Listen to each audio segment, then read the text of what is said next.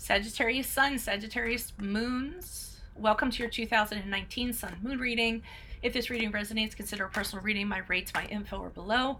Just send me an email. We can make that happen. When you view it is when you were meant to see it. Doesn't matter the time of year. I'm doing them in the order of requests in the comments, so be sure to post yours up.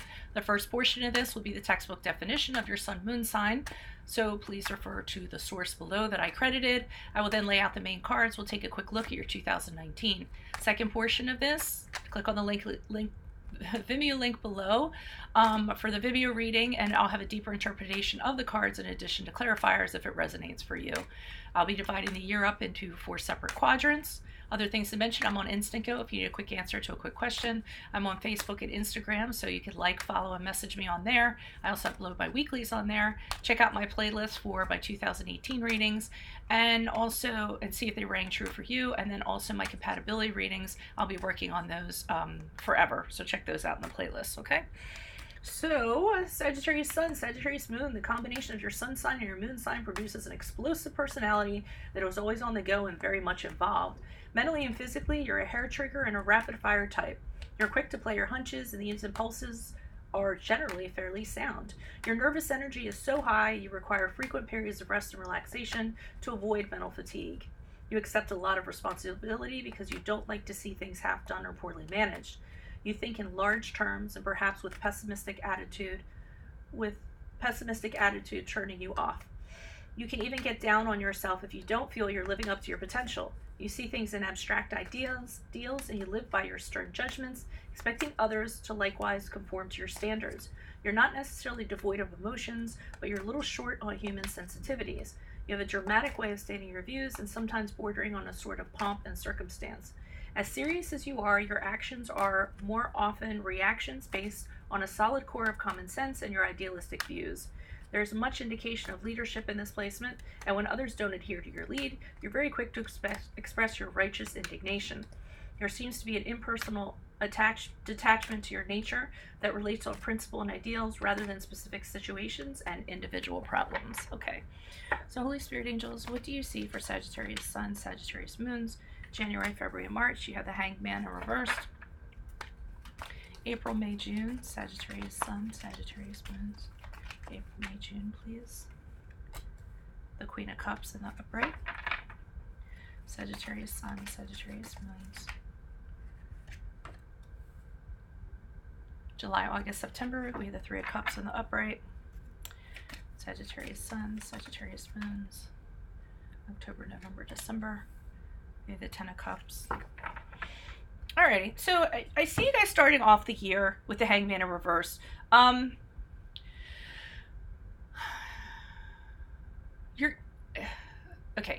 You're hanging out. You're hoping for something to happen. Okay, I'm trying not to bend this towards a relationship reading, but I'm seeing that it's kind of going in that direction.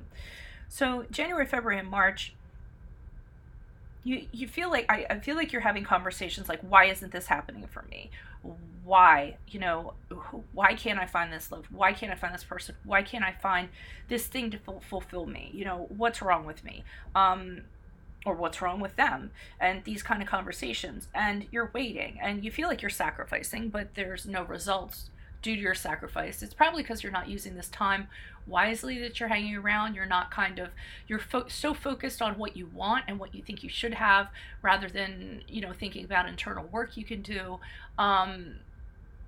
So I mean, it's a limbo, but it's a negative kind of limbo. You aren't enlightening yourself as to regards to how you can get something to come into your life that you desperately want. You're not using that time wisely. So you guys should be meditating. You should be going within. You should really be thinking about, is it not them? Is it me? And if it is me, what are the changes that I can make to kind of like, enlighten myself on why this isn't happening? For others of you, you could also be setting the bar too high.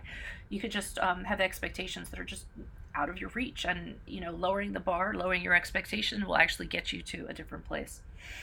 Now, Queen of Cups, I see you really yearning for something. I don't want to say a someone, but I mean, you're yearning for something.